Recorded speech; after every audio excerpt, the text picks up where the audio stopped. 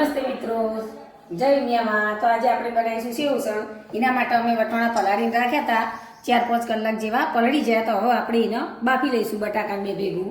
તો હવે આપણે કુકર ઢોકળું નાખી દઈને બાફા મૂકી દઈએ.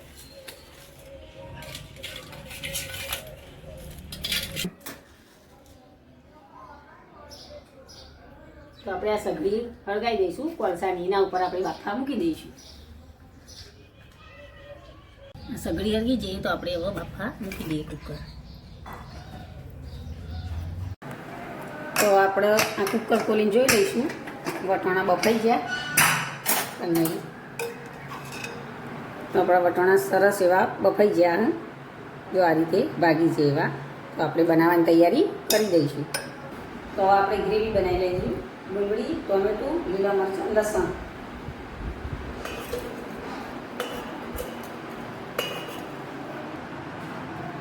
થોડું પાણી વેરી દઈશું.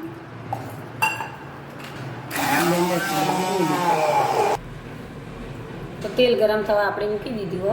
સેવ ઉસળના હવે બનાવવાની તૈયારી કરી દીધી. ચટણી તૈયાર કરી દીધી હો ખજૂર આંબલીની. રહી નાખી છે જીરું, હિંગ, હળદર.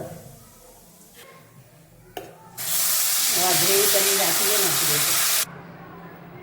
ધાણા જીરું, મરચું, કાશ્મીરી લાલ મરચું કલર આવવા માટે.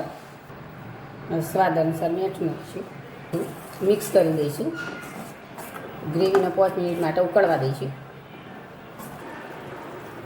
તો ગ્રેવી ઉકળી જઈએ ને આપણે આ જે બટાકા અને વટાણા બાફ્યા ને હવે નાખી દઈશું. એમાં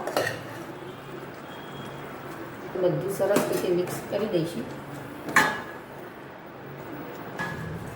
તો આપણે એમાં પાણી વેડીશું રગડો બનાવવા માટે.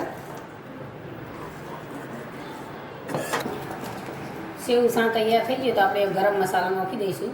સેવ ઉસળનો મસાલો તૈયાર મળે પણ અમારા ભાઈ નહીં એટલે અમે ગરમ મસાલો નાખી દઈશું. ધાણા નાખી દઈશું. મિક્સ કરી દઈશું સરસ રીતે. તો આપણું સેવ ઉસળ બનીને તૈયાર થઈ ગયું. આપણે એને ડીશમાં લઈને સર્વ કરી દઈશું. ડુંગળી સમારેલી આપણે નાખી દઈશું.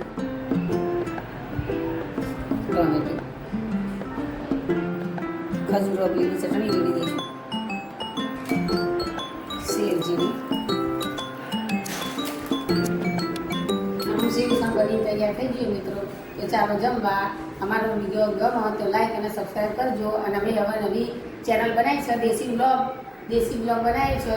તો તમે અમારી ચેનલને જોતા રહેજો અને લાઈક સબસ્ક્રાઈબ કરતા રહેજો.